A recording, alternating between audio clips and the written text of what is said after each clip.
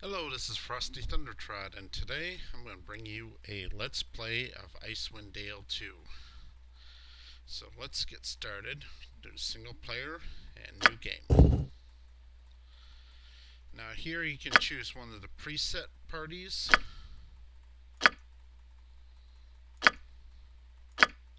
But let's face it, I just want to create my own.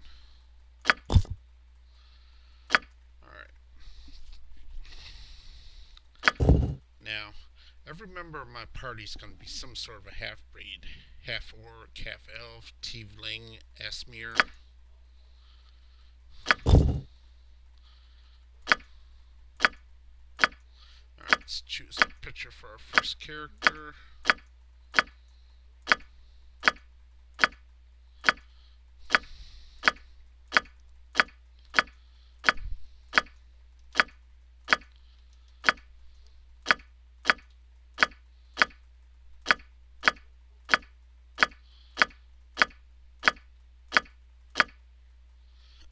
There we go. Nice half-orc. Alright. Alright, this is going to be half-orc. I get plus 2 strength, plus dark vision. And I lose 2 points of intelligence, 2 points of charisma. Overall, humans are probably the most powerful race, but I don't want to play humans since I am a human. Alright. Now here we choose our class. Barbarian. That would be a very powerful class for my half-orc here. Bard, not so much. Cleric, pretty good. Druid, yeah, okay. Fighter, another very powerful choice. Monk, not so much. They get powerful later, but at the start they're kind of weak. Paladin, very powerful class. Ranger, this is actually my favorite class and the one I'm going to choose. Rogue, every party needs one of these.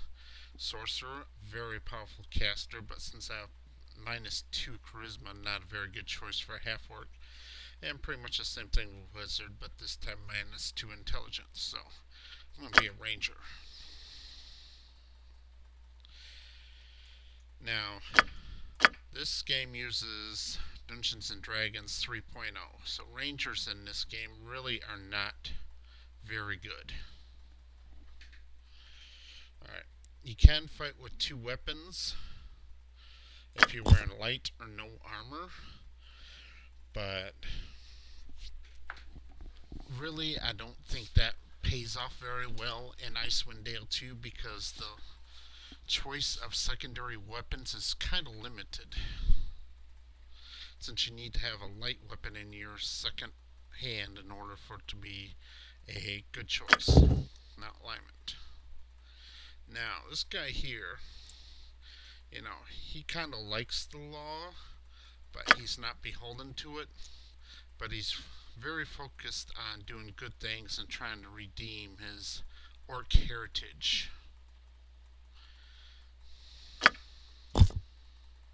Now, abilities.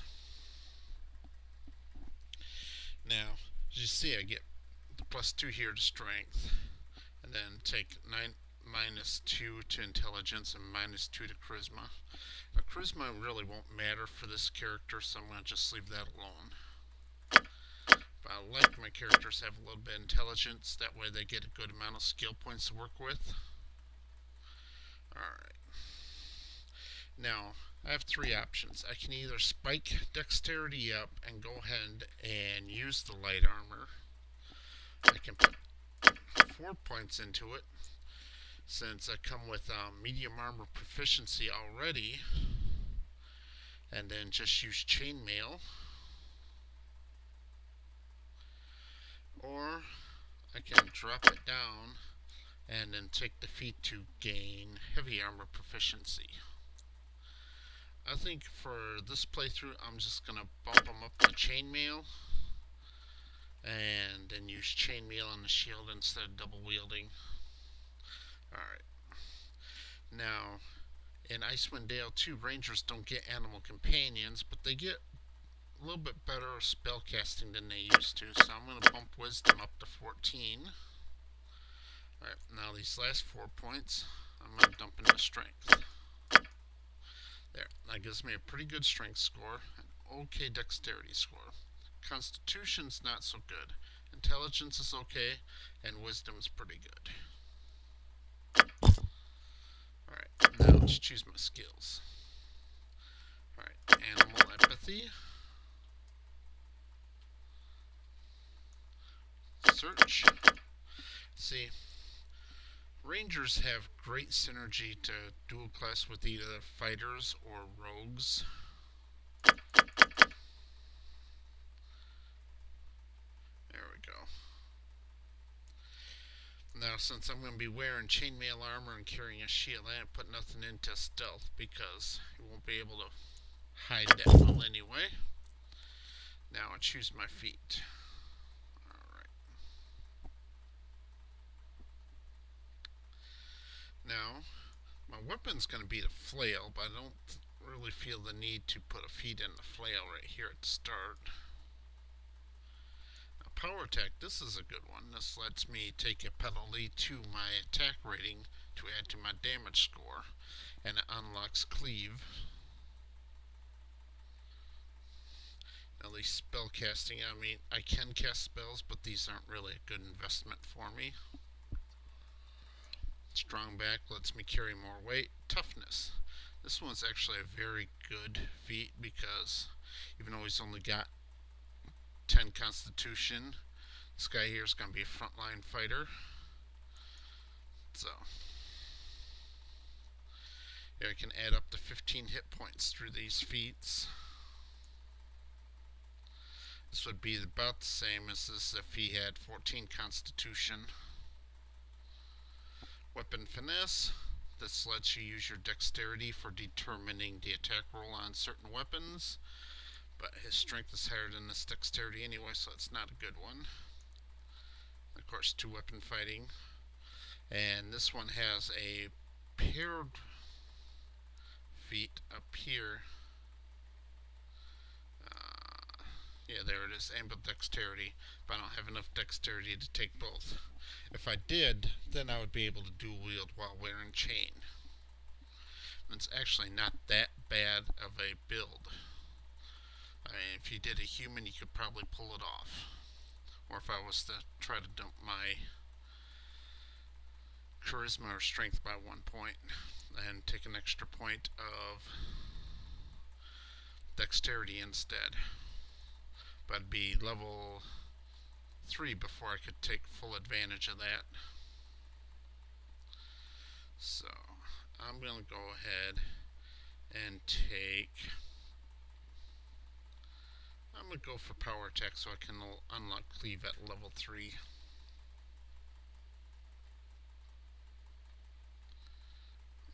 Alright.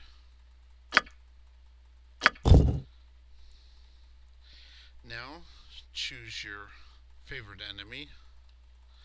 Now, undead are a good choice. Sword trolls, salamanders. Ogres, not so much. Hook horrors, definitely. These things are a pain. Yuntai, good choice. But I'm going to choose goblins. They're not a very powerful enemy, but you'll be fighting them so often at the beginning of the game when you're relatively weak. I think it actually pays off for you. Alright. Hair color, that's fine. Skin's fine. And yeah, I'd say the colors match the portrait pretty good. Alright, now let's choose a voice form. I am indomitable! Okay, that'll work. Now, let's give this guy a name. His name is Grink. See, Grink is a half-orc that was abandoned in the woods, and then he was found and raised by a druid sect. Not quite being the patient, peaceful druid type, he took up the class of ranger instead, and made his way to Luskin. Alright, now, Grink's companions, we're going to have a woman cleric here.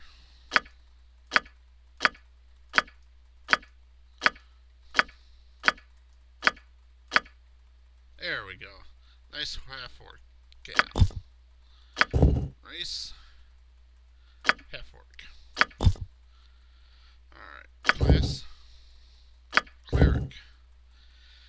Now, she is also a abandoned half orc, but instead of being raised by druids out in the woods, she was raised in the Church of Tempest.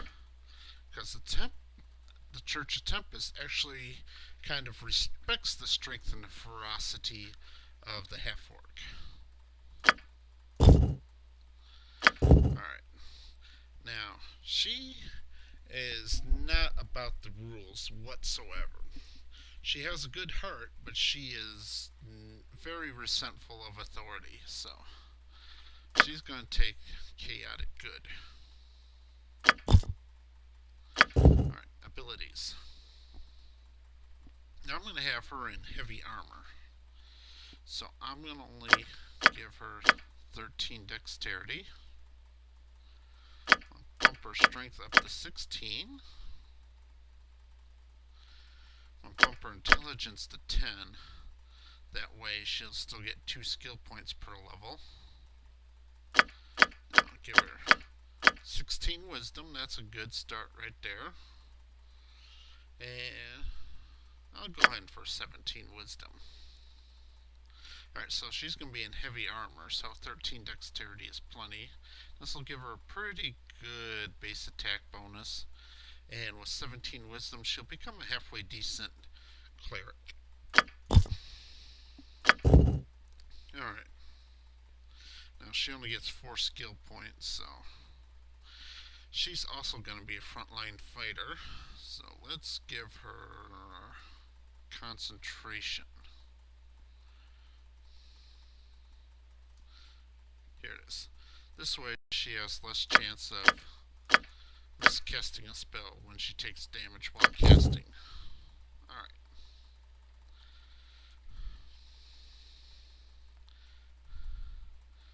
Now, has a Cleric of Tempest. She gets 2 points in weapon, and martial weapon axe. So this will be her primary weapon for this whole playthrough. Now, I have to choose a ability for her. And I think I'm going to take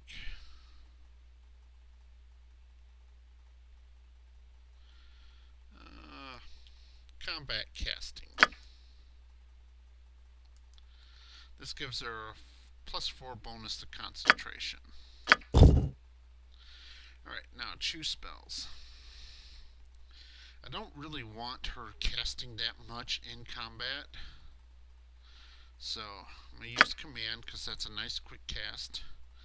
And then Cure Light Wounds. This is something you use after the battle. Usually you don't want to cast healing spells in the middle of a fight. Now, here's her domain spells. She can either have Magic Stone or Bless. I'm going to choose Bless. Appearance. Yep, red hair. That matches her up pretty good. Alright. Let's give her a voice. Time to crush some bloody skulls. Yeah, that sounds like a Cleric of Tempest. Alright. Now let's give her a name.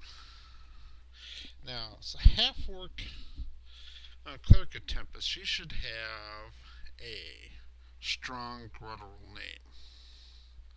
But, gotta end it with a vowel so it sounds feminine. So, how about...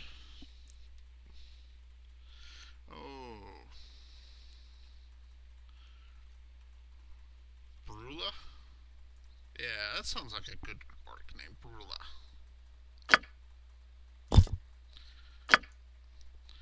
Okay.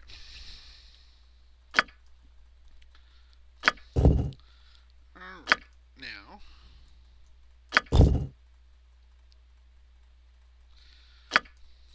my third character. I'll Abilities Drow. That's kind of a good one. I'm thinking this one's going to be Thieveling. She's going to be a rogue, so.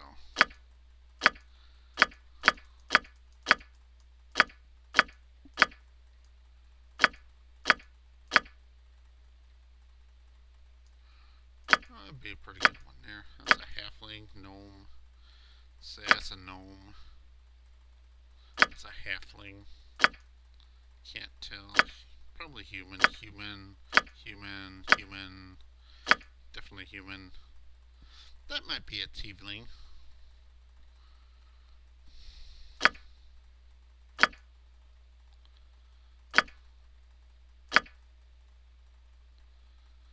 Yeah, how about this one? That one looks like he's undead.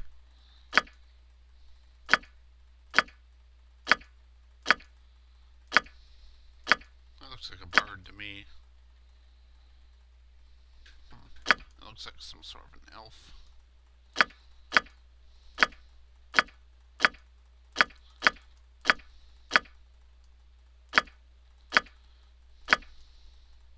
Let's give him this one. This will be the tiefling. Alright.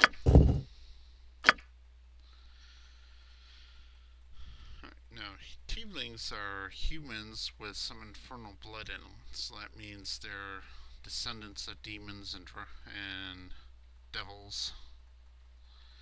Now, this race is fairly strong, so it has a penalty to leveling. So it takes, in order to be level 2, it would have to have the same amount of experience that normally a character would need to get to level 3. Class Rogue. Alignment. Now, once again, I mean, this guy's a rogue and a tiefling. He's got chaos running through his veins. He's not a diligently harmful person, and he likes money. So I'm going to make him chaotic neutral.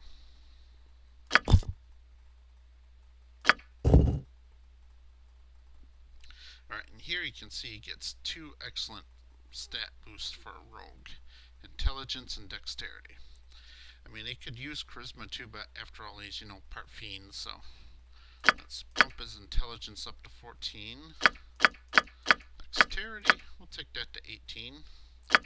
Give him a little bit of strength. Now, I got 4 points left. I can bump up his charisma a little bit, give him some more intelligence, or give him some constitution. So I think I'm actually going to do a little bit of both. Give him some constitution, and bump his charisma up to 10. Now he's going to be fighting up towards the front, but he's not going to be a direct combatant. He's going to be a flanker. When somebody's fighting one of my 2 half-orcs, he's going to be trying to sneak beside him and give sneak attacks in skills. Alright. So, 2 things he's got to be able to do is disable traps, which means he needs to find them too. And he needs to be able to open locks. Alright, now I have enough skill points here to max 4 more skills. Use Magic Device. This is a nice ability for rogues to have. Now I can give him some diplomacy, some bluff, but I think I'll give him hide and move silently.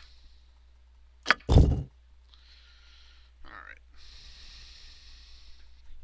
Now, he would benefit greatly from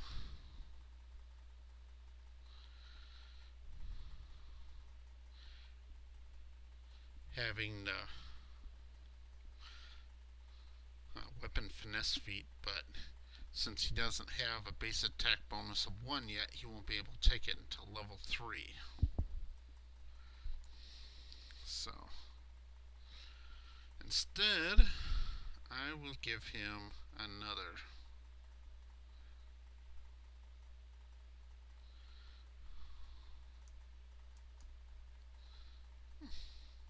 It's a good ability there if you got high intelligence.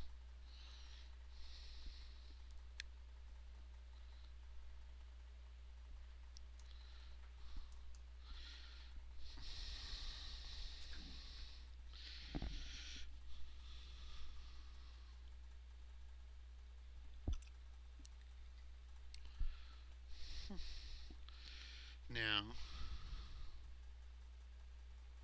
this is a tough choice for him. Because the one feat he really needs, he doesn't have right now. So I'm just going to give him ambidexterity. And that way, eventually he'll be able to double wield and sneak attack. I'll probably dual class him at some point, just because the fact that there's not that strict a demand for rogue skills. Alright. Let's say it pretty much matches the picture.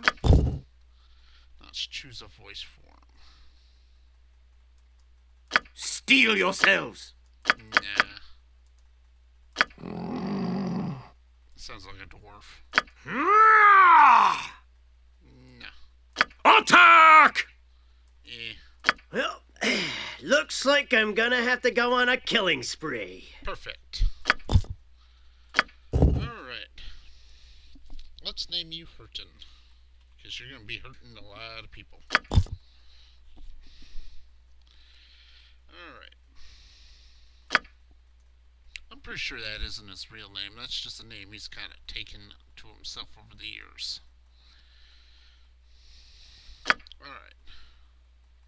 Now, I'm going to create another female.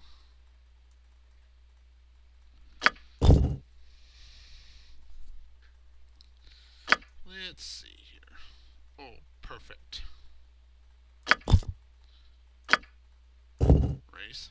She's going to be a half-elf. Alright, class. Another cleric. I like having two clerics. But now this one's going to be a little bit different. She's going to be a Morning Lord of Lathander.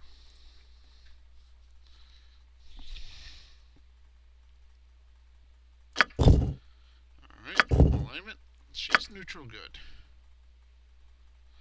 Now she's a typical crusading Lathanderite. She's out to destroy the undead and make Lathander's light shine on the world. How she ended up in Luskin is kind of a hard thing to describe, but I mean it's pretty simple to see why she would fall in with Grink pretty easily. Alright. No, she's not going to be a frontliner, so I'm not going to give her that much strength. Just 12. Alright, I'm going to give her good wisdom. I'm going to give her some charisma, too. This will help her turn undead. And then I'm going to dump the rest of these points here into dexterity. Alright. Now, concentration shouldn't be a very big deal with her since she's not going to be up front, so I'm going to give her 4 points in spellcraft.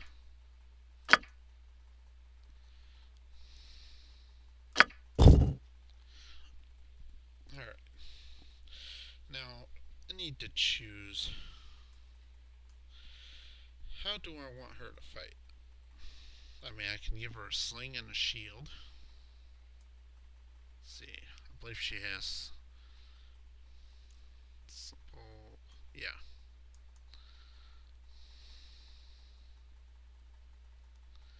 That's not a bad option. Or that would also let me take spell penetration.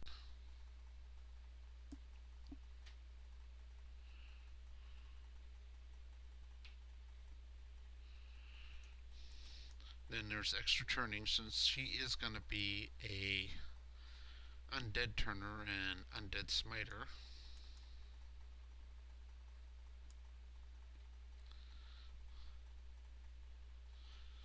I think I'm going to just train her and give her martial weapon bow. It's too bad Zen Archery isn't in this game. There we go. Alright, now I'm going to let her cast in combat a little bit more. So, I'll give her Magic Stone and Command, because Command's still a powerful spell. Right, now, here, you can use Fairy Fire, which is a certain usefulness, but not that good. I'm going to give her Sun Scorch, because if nothing else, this can be used to kill trolls. See, appearance is pretty good. Alright, now let's give her a voice. By Clangeddon's twin axes! That sounds like a dwarf. Attack! Make peace with your gods. To battle. Your judgment is at hand. Okay, I like this one. Her name will be Highwatt. It's an Ethiopian name, and I think that suit her good. Now, create character. This one's going to be a male. Yeah, he's going to be an Asmir, so I kind of like this one. Nice. Okay. Now he's going to be a bard. Now bards are great supporting characters. Now once again, he's neutral good. You know, he's a good guy that likes to tell stories, and he wants to go out and make some stories to tell. And since he's part divine or celestial blood in him, you know, he can innately cast magic through the force of his personality. Alright, so let's give him a little bit of intelligence. You know, once again, need those skill points. Just a bit of strength, some dexterity, and let's bump charisma up to 16. Now, this guy here is going to be a pretty good talker. So, let's give him diplomacy. I don't think he's going to be up front fighting, so I don't see any need to give him concentration.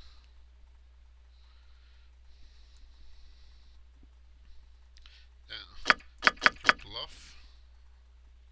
Now, he's not very good at. For some reason, bards can intimidate. That's kind of the realm of fighters, but.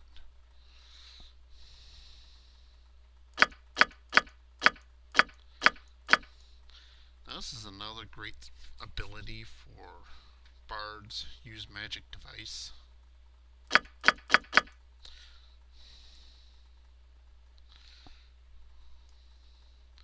Now, here's a tough choice, because I only got enough points to max one more skill.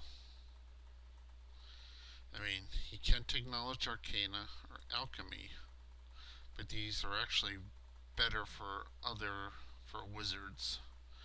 So, let's see. Search. Intimidate, You know, he's kind of got those 4 extra points, so let's give him. Let's go with Spellcraft, not a bad skill for a spellcaster. Alright.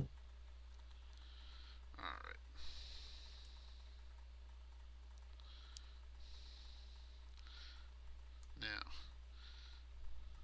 this guy here,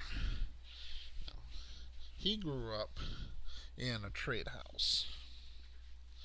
Now, he spent his lifetime traveling with the trade caravans, so he actually picked up quite a bit of trading as a young man, and ended up in Luskan when he came of age.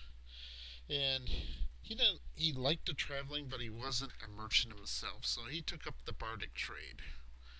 So, he's going to have a mercantile background. He's going to be my main talker and my haggler. Alright, appearance. It's a pretty good match. Now,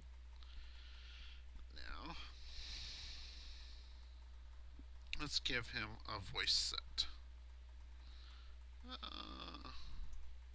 There's a specific one in here for bards.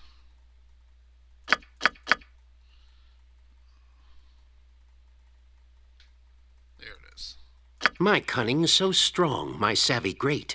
While I laugh and jest, you meet your fate. It's okay. The silent blade cuts best. Nah. I'll take care of it. It is a shame that we must resort to violence. No, I don't think Watch so. your back! Well, looks like I'm gonna have to go on a killing spree. Attack! You'll soon sleep with the dead. Gods grant me strength to victory. Yield. Okay, that one suits him pretty good. Alright, let's give him a name. Alright. So, this should be, something that kind of stands out, draws attention to him. Let's name him Shazam. Shazam the Bard. That's a good stage name. Alright, now for my last character.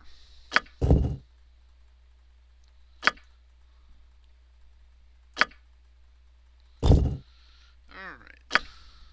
This one's going to be a half-elf.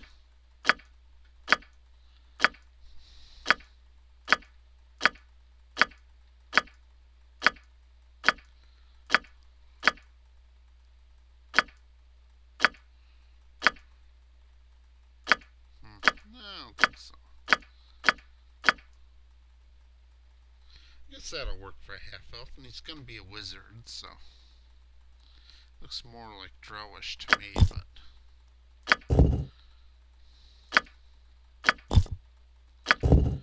Alright, now wizards can specialize, and if they specialize, though, they lose the ability to cast certain other schools. See, now, if he becomes an enchanter, he can't learn anything from the evocation school, which is your main attack spells. Alright, now evokers can't learn anything for conjuration or divination. It means this guy can throw a fireball pretty well, but he ain't gonna be summoning much. Necromancy and Abjornan, that's actually not a bad school.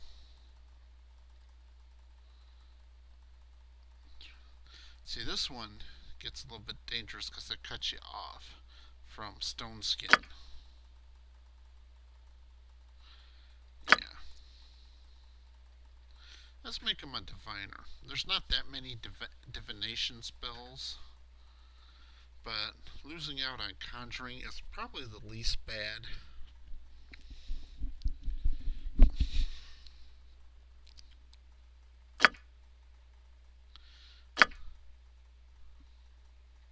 Let's go ahead and make him an invoker. Because I've already got 2 clerics and a bard to do the party support. So, he's going to be neutral good. Alright. Now, there's just one important stat for wizards. Intelligence. Let's dump everything in intelligence. Give them a little bit of dexterity, a little bit of strength, a little bit of constitution. Alright. Now this is the problem with wizards, so it's they get a lot of skill points, but not that many skills. So alchemy, spellcraft, knowledge on arcana, and concentration. Now I got 4 points left and nothing really to put them in. So just choose something else that, like, oh, here it is. Sable device. I mean, this is not a essential school for a wizard, but he is intelligence, but it's an intelligence-based skill, so he'll actually get a pretty good bonus on it. Alright. Now, since he's a wizard, he gets two feats to choose from. One's supposed to be meta magic, and I'm going to choose spell penetration for both. This makes the spells able to defeat spell resistance better. Now, let's see, magic missile, chromatic orb. This is kind of an old school spell, but it levels very nicely, especially with spell penetration for its extra effects.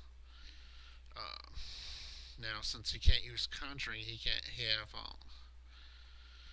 mage armor, but he can get shield spell. And yeah, minor mirror image. This will help give him a little bit of protection. Now I get to choose 3 spells to memorize. So.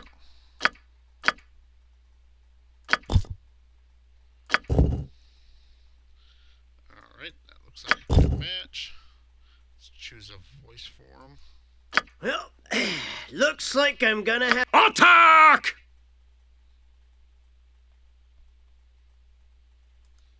It is a shame that we must resort to violence. There we go. And his name will be Nephrin. Alright, now here's my merry band of adventurers. They all met up in Luskan, and they kind of formed together because they have similar ideology, except for Hurton here. He's a little chaotic. And they're all half-breeds, and they kind of felt, isolated and alone. So they decided, when they saw the posters wanting adventurers to go to Icewind Dale, that would be a good opportunity for them to get out to the end of the world where they don't have to worry about all the pressures of being in a society. Alright, here we go.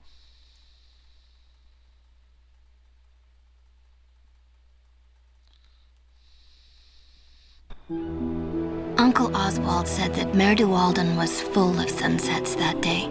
So many ships coming up the Shangarn had been set aflame by the goblin hordes that they burned to the waterline in a row like a flock of fiery geese. Some leapt overboard and tried to swim to shore, only to be cut down by orcs when they arrived. Others clung to the hulking infernos and were inevitably consumed in the flames. The rest dropped into the icy deep, snowflakes off Death's shoulders as he shrugged over the dale. So many had died already in the attacks that the failure of the Luskan forces to arrive was but a sigh, a comma in what was to be a rather long story. Only a few small ships made it through to Targos, where my uncle was watching from the upper reaches of the town. Many villagers were too busy repelling enemies at the palisade wall to notice a few sad, sorry stragglers make it into the port. The sun burned behind the horde and cast a cloak of shadows over the heart of Targos and all within. It was into this shadow that uncommon mercenaries were thrust from Captain Hedron's ship, the Wicked Wench. Like many other mercenaries in the town, these few had come from Luskan. Unlike the others, their journeys would take them far beyond the rude palisades and bloody fields that lay ahead of them.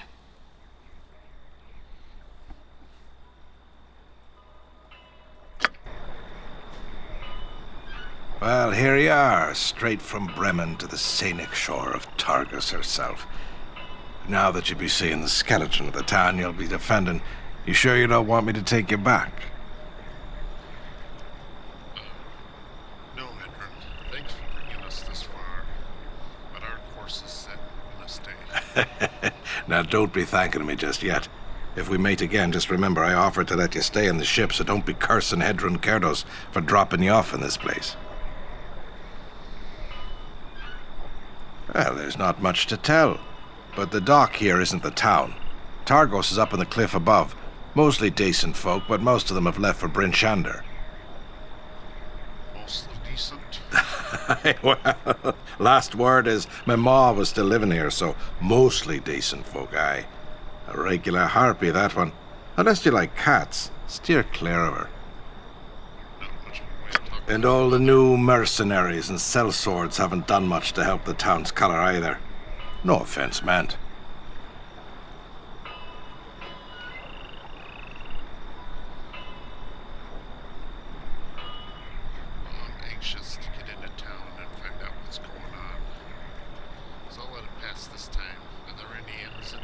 Well, I spend most of my time on the floor of the Salty Dog when I stay the night in Targos, which isn't often.